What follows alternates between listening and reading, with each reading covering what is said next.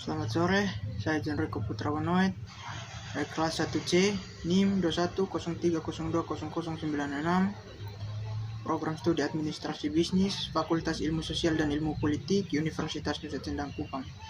Hari ini saya akan mereview buku yang berjudul Introduction to Sociology yang ditulis oleh Henry L. Teichler. Tanpa berlama-lama, kita akan langsung saja pada video pembahasannya. Bagian 1, Perspektif Sosiologi. Secara garis besarnya, bagian 1 ini membahas tentang banyak informasi atau masalah sosial yang berasal dari sumber yang tertarik untuk mengembangkan dukungan untuk sudut pandang tertentu. Sosiologi sebaliknya adalah studi ilmiah tentang masyarakat, manusia, dan interaksi sosial. Sosiologi juga mencari pemahaman yang akurat dan ilmiah tentang masyarakat dan kehidupan sosial. Fokus utama sosiologi adalah pada kelompok, bukan pada individu. Seorang sosiologi mencoba untuk memahami kekuatan yang beroperasi di seluruh masyarakat. Kekuatan yang membentuk individu, membentuk perilaku mereka, dan dengan demikian menentukan acara sosial tambang. Ilmu-ilmu sosial terdiri dari semua disiplin ilmu yang menerapkan metode ilmiah untuk mempelajari perilaku manusia. Meskipun bidang minat melakukan overpangkuan, masing-masing ilmu sosial memiliki wilayah penyelidikan sendiri. Antropologi budaya, psikologi, ekonomi, sejarah, dan ilmu politik dan pekerjaan sosial. Semuanya memiliki beberapa kesamaan dengan sosiologi, tetapi masing-masing memiliki fokus, tujuan, teori, dan metode tersendiri. Sosiologi muncul sebagai bidang studi yang terpisah di Eropa selama abad ke-19. Itu adalah masa kekacauan dan periode yang cepat dan dramatis perubahan sosial. Industrialis, revolusi politik, urbanisasi, dan pertumbuhan ekonomi pasar merupakan cara-cara tradisional dalam melakukan sesuatu. Kebutuhan akan analisis masyarakat yang sistematis ditambah dengan penerimaan metode ilmiah mengakibatkan munculnya sosiologi. Di Amerika Serikat, sosiologi berkembang pada awal abad ke-20. Pertumbuhan awalnya terjadi di Universitas Chicago, di mana ada departemen sosiologi. Lulusan pertama di Amerika Serikat didirikan pada tahun 1890. Apa yang disebut dengan Sekolah Sosiologi Chicago berfokus pada studi lingkungan perkotaan dan daerah etnis, dan termasuk banyak sosiologi terkemuka di Amerika. Para ilmuwan membutuhkan seperangkat asumsi kerja untuk membimbing mereka dalam kegiatan profesional mereka. Metode ini atau kerangka kerja untuk pertanyaan yang menghasilkan dan memandu penelitian dikenal sebagai paradigma. Sosiologi telah mengembangkan beberapa paradigma untuk membantu mereka menyelidiki proses sosial. Fungsi sosialisme memandang masyarakat sebagai suatu sistem struktur yang sangat sulit terkait yang berfungsi atau beroperasi bersama secara harmonis. Fungsionalis menganalisis masyarakat dengan menanyakan apa kontribusi masing-masing bagian terhadap kelancaran fungsi secara keseluruhan. Dari perspektif fungsionalis, masyarakat tampak cukup stabil dan mengatur diri sendiri. Bagian kedua, melakukan sosiologi. Metode penelitian. Bagian kedua buku ini membahas tentang menghasilkan studi yang valid tentang dunia sosial. Kita dapat mendekatinya hanya dengan berdasarkan pengalaman dan persepsi pribadi. Sebaliknya, kita harus melakukannya secara ilmiah. Sains memiliki dua tujuan penting, yaitu menggambarkan secara rinci keadaan atau peristiwa tertentu, mengusulkan dan menguji teori yang membantu kita memahami keadaan atau peristiwa ini. Seperti detektif sosiologi ingin tahu mengapa itu terjadi, dan dalam keadaan hal itu mungkin terjadi lagi. Proses penelitian ilmiah melibatkan urutan langkah-langkah yang harus diikuti untuk menghasilkan yang valid. Proses dimulai dengan mendefinisikan masalah. Selanjutnya, penelitian berusaha menemukan sebanyak mungkin tentang penelitian sebelumnya dengan topik yang sama. Sosiologi menggunakan 4 desain penelitian utama, yaitu 1. Survei, yang kedua observasi peserta, yang ketiga analisis sekunder, dan yang keempat eksperimen. Bagian tertentu dari populasi yang dipilih untuk studi dikenal sebagai sampel. Sampling adalah penelitian teknik di mana penelitian mempelajari sejumlah orang yang dipilih dari populasi yang lebih besar. Jika produser dilakukan dengan benar, sampel akan representatif.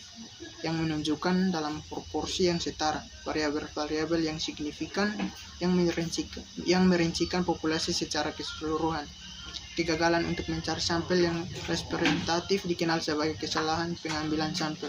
Sosiologi seperti ilmu lainnya dibentuk oleh faktor-faktor yang memaksakan nilai pada penelitian.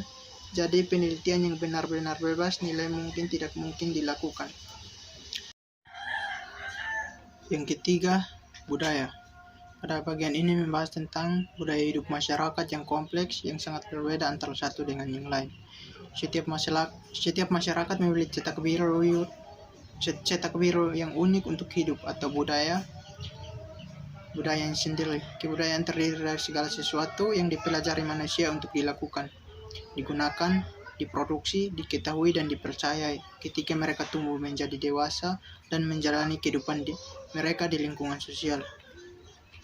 Kelompok di mana mereka berasal, manusia luar biasa tidak terspesialisasi. Budaya memungkinkan kita untuk beradaptasi dengan cepat dan fleksibel terhadap tantangan lingkungan hidup. Pandangan sosiologi budaya memiliki dua komponen utama, yaitu budaya material dan budaya non-material. Bahasa dan produksi alat dan elemen sentral dari budaya. Ada bukti bahwa hewan terlibat atau dapat diajarkan untuk terlibat dalam kedua hal ini. Ini tidak berarti bahwa mereka memiliki budaya. Manusia telah menyempurnakan budaya ke tingkat yang jauh lebih besar daripada hewan lain dan jauh lebih bergantung padanya untuk eksistensi mereka. Rakyat di semua masyarakat harus menghadapi dan menyelesaikan masalah-masalah umum yang mendasar tertentu. Kultural universal adalah model atau pola tertentu yang telah berkembang di semua budaya untuk menyelesaikan masalah bersama. Di antaranya adalah pembagian kerja, tabu incest, pernikahan, organisasi keluarga, ritus peralihan, dan ideologi. Walaupun bentuknya universal, isinya unik dan untuk setiap budaya.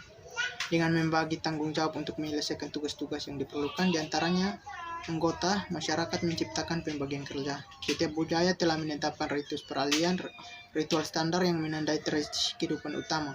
Ideologi adalah keyakinan dan nilai yang dipegang teguh adalah semua struktur sosial atau keyakinan dan nilai yang dipegang teguh kelompok untuk mempertahankan identitasnya sebagai unit sosial.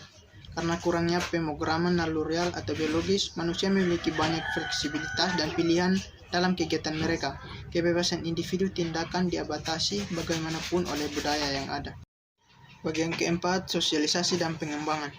Pada bagian ini membahas tentang peran biologi dan masyarakat yang memainkan peran penting dalam menentukan bagaimana seseorang tumbuh dan berkembang. Tidak seperti spesies hewan lainnya atau keturunan manusia memiliki masa ketergantungan yang panjang. Selama ini orang tua dan masyarakat bekerjasama untuk membuat anak-anak bersosialisasi. Proses interaksi sosial yang mengajarkan anak keterampilan intelektual, fisik, dan sosial serta pengetahuan budaya yang mereka butuhkan untuk berfungsi sebagai anggota masyarakat disebut sosialisasi. Selama proses ini, setiap anak memperoleh kepribadian, pola perilaku, dan cara berpikir yang khas untuk setiap individu. Setiap individu yang datang untuk memiliki identitas sosial dengan menepati posisi yang ditentukan secara budaya dan sosial. Agensi sosial bervariasi dari budaya ke budaya. Dalam masyarakat Amerika, keluarga adalah pengaruh sosialisasi yang paling penting dalam perkembangan anak usia dini. Ketika anak tumbuh dewasa dan pindah ke masyarakat, agen sosialisasi lainnya ikut bermain. Sekolah semakin diharapkan untuk memenuhi berbagai kebutuhan sosial dan emosional serta menyampaikan pengetahuan dan membantu anak-anak mengembangkan keterampilan.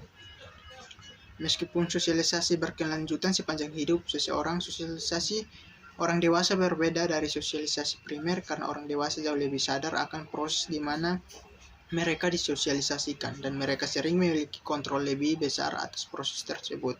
Salah satu bentuk penting dari sosialisasi orang dewasa adalah resosialisasi yang melibatkan pemaparan ide-ide atau nilai-nilai yang bertentangan dengan apa yang dipelajari di masa kanak-kanak. Seringkali resosialisasi terjadi di instansi total seperti penjara atau rumah sakit jiwa, di mana peserta terisolasi secara fisik, sosial, dan psikis dari dunia luar. Yang kelima adalah interaksi sosial. Pada bagian ini membahas tentang manusia adalah makhluk simbolis dari segala sesuatu yang mereka lakukan dan menyampaikan pesan kepada orang lain. Disengaja atau tidak, orang lain memperhitungkan perilaku kita. Kebanyakan orang Amerika membedakan antara jarak intim, pribadi, sosial, dan publik. Orang tidak berinteraksi satu sama lain sebagai makhluk anonim. Status adalah secara independen dari orang-orang tertentu yang menepatinya. Peran adalah aturan yang didefinisikan secara budaya untuk perilaku yang tepat, yang dikaitkan dengan setiap status. Peran pada dasarnya adalah kumpulan hak dan kewajiban. Status dan peran membantu menentukan interaksi sosial kita dan memberikan prediktabilitas. Dan bagian yang keenam membahas tentang kelompok dan organisasi sosial. Kelompok sosial terdiri dari sejumlah orang yang memiliki kesamaan identitas, perasaan, persatuan, dan tujuan bersama tertentu, serta norma bersama. Sosiologi membedakan antar kelompok primer yang melibatkan keintiman, informalitas, dan investasi sosial satu sama lain, dan kelompok sekunder yang memiliki tujuan khusus, seperti organisasi formal dan lebih sedikit keintiman. Berfungsi dengan baik. Semua kelompok harus menentukan batas mereka, memilih pemimpin, membuat keputusan, menetapkan tujuan, dan menetapkan tugas, dan mengontrol perilaku anggota. Ada pula kelompok referensi, adalah kelompok atau kategori sosial yang digunakan individu untuk membantu mendefinisikan keyakinan, sikap, dan nilai-nilai, dan untuk memandu perilaku. Ketika individu mengubah perilaku dan sikap mereka terhadap orang-orang